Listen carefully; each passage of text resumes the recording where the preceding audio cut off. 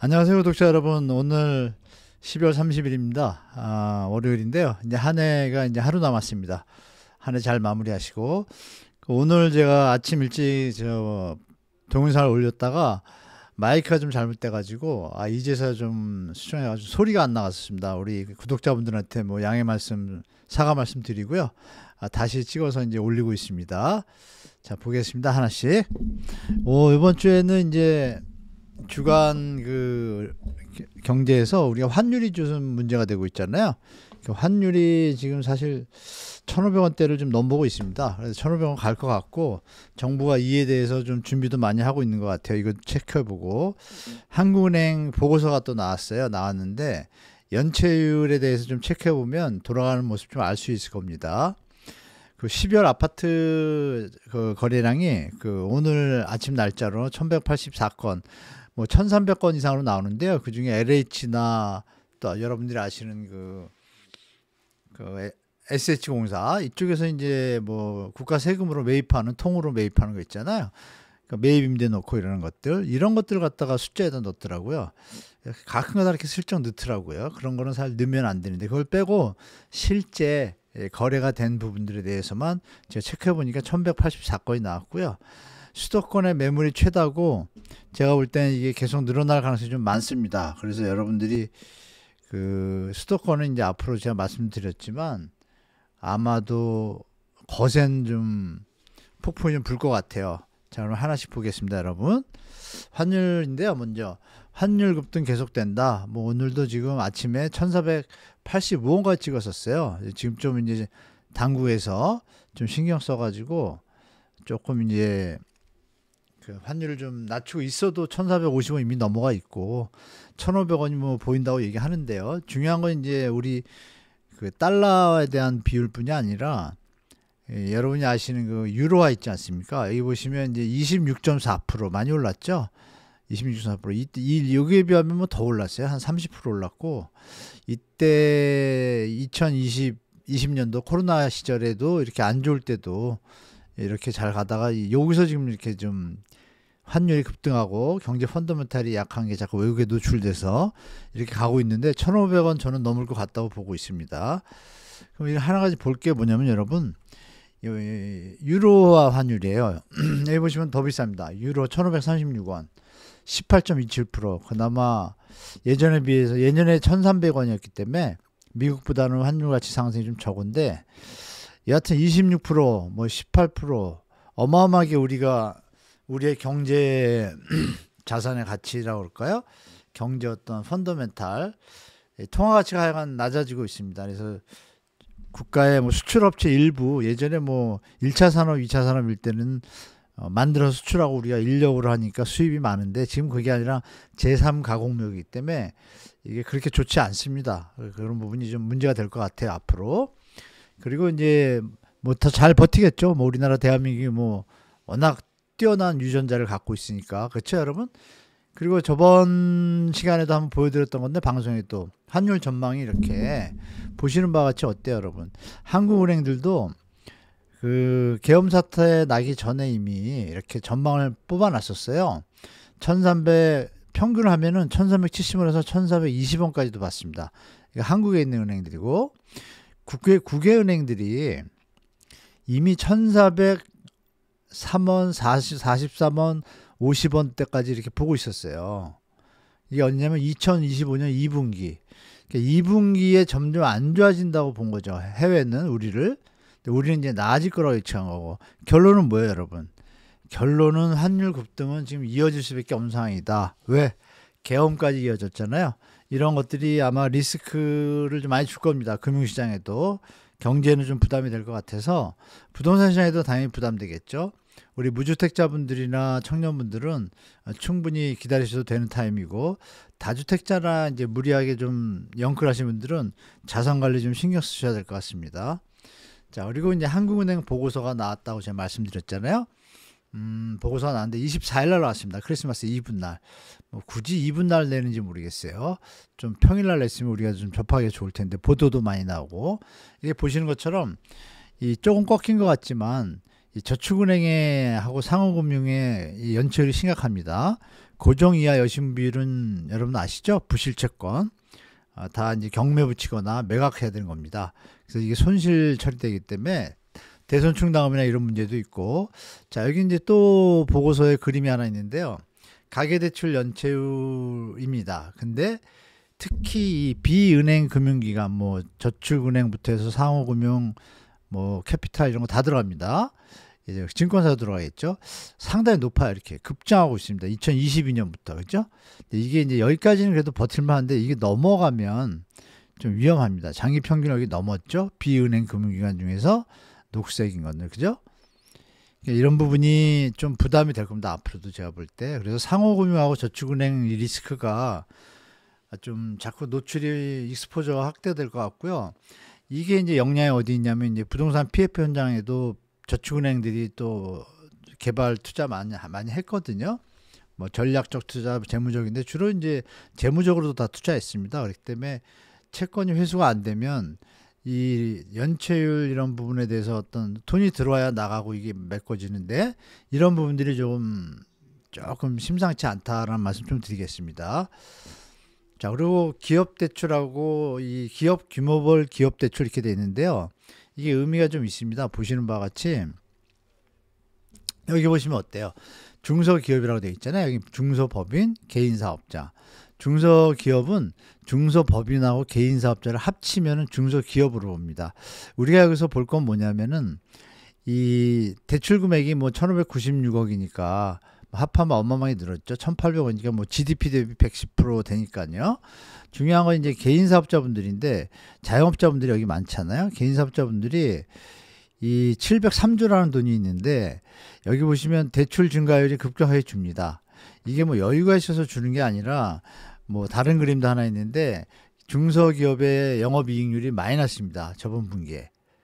그러니까 이게 더 이상 대출을 받아서 사업을 영위하려는 어떤 그런 것보다는 그냥 버티고 있는 분들이 많다고 보여집니다. 왜냐하면 사업이 잘 돼야 되는데 다 부동산에 돈이 몰려버리니까 또 물가는 오르죠. 사람들이 쓸 돈이 없으니까 뭐 기존에 투자했다가 차익을 거둔 사람들이나 할까 대부분의 중산층 서민들은 지금 부동산에 대해 부담 심하게 느끼고 있고 이 사업하시는 분들한테 영향이 가는 겁니다. 우리가 뭐 짜장면 한 그릇 더 먹으면 한 사람이지만 5천만인데 이런 영향들이 이제 슬슬 시장에 나타나는 거를 해외에서도 감지한 것 같습니다. 제가 볼 때. 그래서 앞으로 조금은 좀 허리띠 졸라매야 되는 시간이 올 수도 있다라고 좀 보고 있으니까요. 이렇게 보시고. 그리고 기업 규모별 이자 보상 비율인데요. 이게 또 늘어났습니다. 한 개 기업이. 보시면 1이라는 게 이제 장사를 해서 이자도 못 내는 기업을 이제 1일 미만 기업이라고 하고 한 개 기업이라고 하죠. 이 부분이 한 개 기업만 3년 동안 연속한 것을 하는데 일단 1 미만 그러니까 영업이익을 못 낸 분들이 이렇게 많아지고 있어요. 45%까지 올라왔습니다. 여기 21년도에 30한 6, 7%까지 갔다가 40% 밑으로 갔다가 다시 또 치고 올라옵니다. 그러니까 이 부분이 사실 좀 우려되는 부분이 있고 대기업은 훨씬 낫죠. 이렇게 보시면 되고. 그래서 한 개 기업이 이제 계속 증가 중이고 중소기업이 영업이익률이 말씀드린 대로 평균상으로 저번 분기에 적자가 났습니다. 적자가 났기 때문에 이게 조금 부담을 줄 것 같습니다. 우리 경제에. 그렇게 좀 예측하셔야 되고. 자, 그리고 이제 마지막으로 다음 제가 영상 때 좀 자세해서 올릴 텐데요. 제가 드릴 수 있는 말씀은 이겁니다. 이 금융의 그 어떤 금융의 리스크가 2025년 이제 하루 남았죠. 2025년에 어디에서든 하여간 리스크가 좀 노출될 것 같아요. 그러면 시장이 일단 한번 거품이 제거되는 때가 될 것 같습니다. 제가 볼 때. 그러고 나면 시장이 좀 건전한 시장으로 바뀌는데 그 최소한 1년에서 2년 가는데 그게 언제인지 터질지 모르고 어느 곳에서 이게 나올지 모르는데 요새 환율 급등에다가 이런 여러 가지 자금 문제들이 겹치기 시작합니다. 제가 볼 때. 여기 보시면 벌써 한 2년 사이에 회사채 발행액이 어마어마하게 늘어났어요. 2배 가까이 늘어났습니다. 20조. 상반기에만 지금 14조를 10대 그룹에서 메꿔야 돼요. 그래서 롯데건설도 저번에 올려드렸지만 롯데건설이 사이다 그 공장 부지가 저 서초동에 있습니다. 그거 이제 매물로 내놨거든요. 이제 돈이 없는 거예요. 유동성이. 그러니까 이런 부분을 우리가 여러분들이 뭐 바쁘셔서 모르시겠지만 이런 부분이 제가 볼 때는 여러 군데서 지금 이런 현상들이 좀 신호들이 보인다라고 좀 말씀드리겠습니다. 자, 시장 가보겠습니다. 시장을 보시면 제가 좀 사라져야겠네요, 여러분. 자, 서울 거래량이 1184건이라고 제가 말씀드렸잖아요. 보시는 것처럼 예상을 하면 2200건 정도 나올 것 같습니다. 그럼 그림에는 이렇게 뜹니다. 이렇게 여기 뜹니다. 1, 2, 3월에 또 정부에서 또 돈 풀면, 물론 이제 요즘 상황이 안 좋으니까 어떻게 될지 모르겠지만 이게 조금 치고 올라갈 겁니다. 이게 만약에 이 선을 못 넘고 이 정도에서 그쳤다 그러면 이젠 쭉 갈 거라고 저는 보고 있어요. 밑으로. 그래서 여러분이 보시는 것처럼 전체적인 그림에서 이때 지금 좀 불탔었죠. 최근에 서울이 좀 불탔습니다. 딴 데는 좀 이 정도 아니었어요. 경기도도 조금 이 정도, 경기도 많이 올라왔죠. 올라왔고 조정이 많이 됐으니까 왔다가 이런 부분들이 이제 앞으로 시장이 어떻게 녹아날지 뭐 계속 제가 말씀드리겠지만 지금보다는 내년에 주택 마련하시는 분들은 내년이 더 좋은 기회 같다고 말씀드렸고, 다주택자분들 또 2주택자분들 자산관리 잘 하시고, 또 서울에서도 여러 가지 양극화가 벌어지니까 잘 판단하시기 바랍니다. 무리해서 쫓아가는 시장은 절대 아닙니다. 자, 그래서 서울의 거래량이 이게 12월 제가 그때 그 17일까지 19일까지 할 때 이런 모습을 보였잖아요. 이렇게 이 계엄이 터지고 나서 약간 가라앉다가 다시 좀 이런 모습 보이다가 약간 이런 약간 하방으로 좀 힘이 쏠린 것 같은데, 이어서 이제 제가 15일부터 27일까지 뽑아봤어요. 아까 살짝 하방으로 몰리는 요 분위기에서 여기 조금 몰렸다가 여기 좀 다시 살아나는 것 같다가 크레센서 수입에 또 밑으로 내려옵니다. 이게 아마 1월 달까지 갈 것 같아요. 이러면서 12월에 끝나면 일단 매물을 걷어들이는 경향이 있거든요. 살짝 걷어들였다가 다시 이제 매물이 1, 2월 달에 좀 늘어날 것 같습니다. 특히 서울에 입주 물량 많다 그랬잖아요. 그게 이제 가셔야 될 겁니다, 여러분. 자, 그래서 매물주의를 보시면 매물주의는 뭐 여러 번 말씀드렸지만 월세가 이제 주황색이고 전세가 흰색이고 막대기, 그 이게 전체 매매 매물이고 아파트, 이거는 이제 그 총 매물입니다. 다음에 이제 빌라하고 연립 다세대도 제가 한번 정리 한번 올려드려야 될 것 같습니다. 이렇게 보시면 매물이 줄고 있지는 않죠. 그리고 전세가 약간 줄고 매물로 다시 넘어온 거예요. 이렇게 여기 내려오고 이렇게 이런 부분이 있어요. 이 부분하고 예전에 한번 비교를 해드렸었는데 체크해 보시면 좋고, 총 매물은 여전히 13원대 아주 많습니다. 물건 특히 아파트 매매 매물만 9만 건이니까 올해 나오는 5만 호 정도의 5만에서 6만에 가까운 서울의 입주 물량과 겹쳐지면서 시장이 제가 볼 땐 새로운, 여러분들이 10년 동안 봐왔던 모습과는 2022년 말 빼고요, 좀 다른 모습을 볼 수 있다, 볼 거라고 좀 말씀드리고 싶어요. 자, 그리고 강남등 그 매물 상황인데요. 이게 가렸는데 이렇게 매물이 강남구 이렇게 계속 늘어납니다. 날짜가 6월, 12월 작년에, 그리고 올해 6월, 12월 끊어놓은 거예요. 제가 보시면 어때요? 매물이 다 늘어났습니다. 줄은 데가 없어요. 그렇죠? 그러면 집값이 계속 오르게 좋을 것 같으면 매물이 계속 나올 일이 없지 않습니까? 그러니까 우리 시청자분들도 이거 감안하시고 시장에 접근하시기 바라고, 매물 너무 많습니다. 여기서 잘해야 뭐 6,000건, 8,000건 되는데도 뭐 100개, 200개 밖에 안 됩니다. 어마어마한 물량이 있어요. 그러니까 강남에 진입하시는 분들도 발품 많이 파시면 확실히 좋은 물건 잡을 수 있다 말씀드리고, 가격 조정도 충분히 가능하다고 제가 말씀드릴게요, 여러분. 자, 경기도도 보겠습니다. 경기도도 가격 변동이 12월 22일까지인데 요 뒤에는 제가 안 뽑았는데요. 이 분위기가 더 거세지고 있습니다. 왜냐하면 저번에 말씀드린 마피 아파트가 계속 증가하고 있어요. 이게 아마 제가 볼 때 내년에도 좀 이어질 것 같다라고 말씀드리겠습니다. 이 부분이 경기도 또 주택 가격을 좀 많이, 이게 이제 역풍선 효과도 있겠죠, 여러분. 그것도 좀 생각하시기 바라고. 자, 수도권의 매물입니다.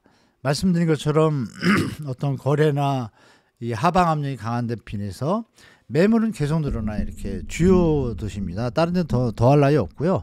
여기 보시면 이제 화성시, 영통구 주요 좀 선호하는 경기도의 수도권의 도시들만 이렇게 정리했는데요.